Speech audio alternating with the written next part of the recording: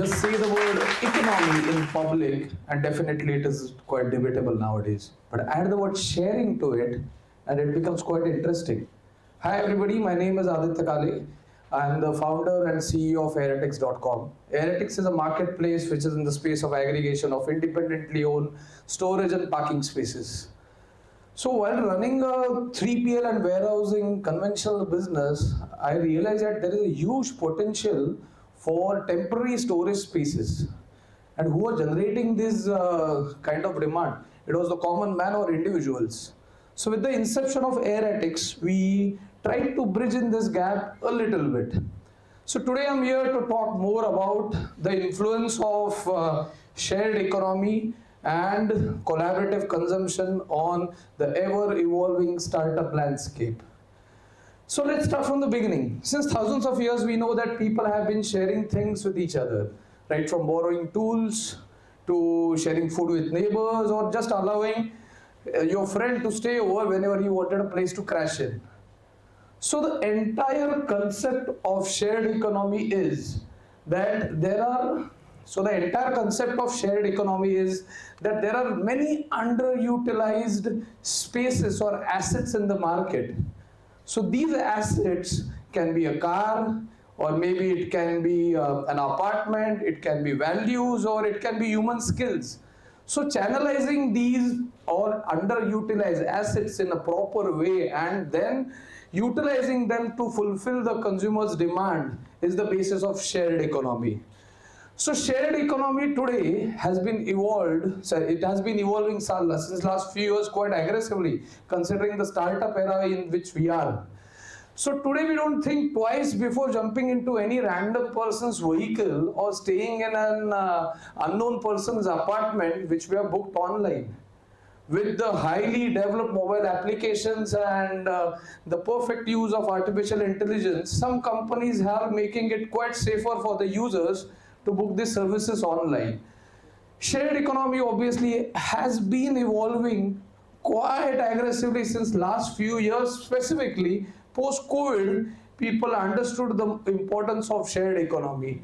Shared economy can be categorized into the following things: the shared mobility, shared property, shared consumer goods, then shared equipment, shared financial services, shared educational services, professional services, and for that sake the recent example is co-working and co-living. So this is something which is being used aggressively nowadays by most of the people we know. So considering the sharing economic generation which we are right now, the new generation is trying to always find newer ways to earn extra income. But when it comes to shared economy, definitely it is not only about money. Shared economy, in some transactions in the shared economy pass where the cash never changes the hands, because the more we spend, the more we consume, and obviously the more we waste. So in a way we are promoting the age-old barter system in the new era. That's actually a very good thing. Many countries and economies have benefited from this shared economy concept. In 2013, UK alone benefited by the sharings and earnings which happened in because of the shared economy by almost 4.6 billion pounds. That's a huge number. And this is tend to grow. After COVID, companies like Airbnb, then obviously even my company called Airattix, obviously where the demand for the temporary storage spaces started surging, we started growing exponentially. Today we are proud to say that we are not only operational in India but as well as also in Dubai. So there are many benefits for shared economy which obviously do justice to this entire concept. Firstly, we monetize the unused assets. Then it's an extra income opportunity to most of the people. So when I say extra income opportunity, the classic example is a taxi aggregation business. If I have an unused car, I use it, I can just get associated to my vehicle to some taxi aggregation platform, and definitely then asset can be monetized in a very righteous way. Plus, many people have dreams to be entrepreneurs at some point in their life. So obviously increasing accessibility to self-employment opportunities, that's something which is the main proposition of shared economy. The networking and community building. When I say networking and community building, obviously I am still in touch with quite a few Airbnb hosts I have been staying with maybe 10 years back in some other country. Today we are trying to build a community of like-minded people through the shared economic concept. So shared economy is something, it is what we always believed in, but we never actually had its application in our day-to-day use. But now, post-COVID specifically, the things are changing in a very positive way. When I say shared economy, it's something which is self-explanatory. And even the market or the industries have been realizing the same. And today we see that there are many startups which are aligned to the thought process of shared economy, and they're offering similar solutions in the similar geographies and to the similar customer base. But is it good for the startup ecosystem? Definitely not. Considering having too many startups in the same space offering same solutions, it dilutes the entire motto of the growth of startup. So what happens is obviously you firstly reduce the market share, then definitely you try to poach the same customers, and then you also tend to dilute your performance.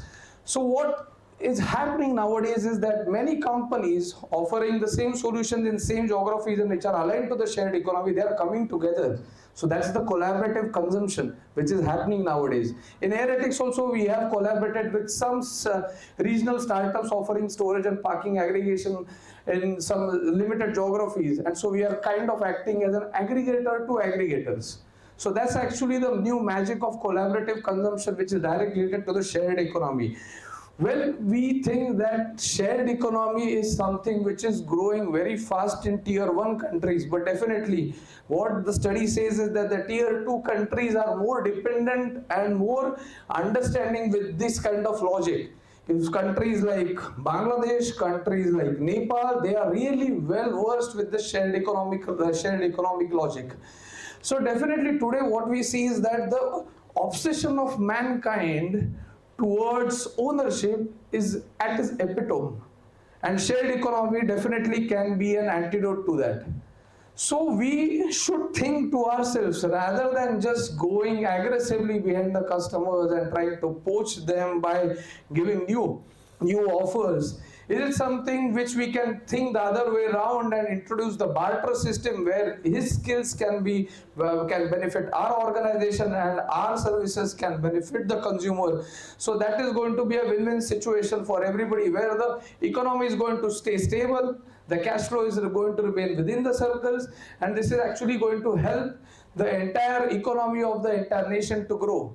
So while leaving, I would like all of you to go out with a task where I would like everybody want to just analyze and see if there are any underutilized assets around you which can be a part of the shared economy and which you can share with someone else. And definitely this can be a start of something new. Thank you very much.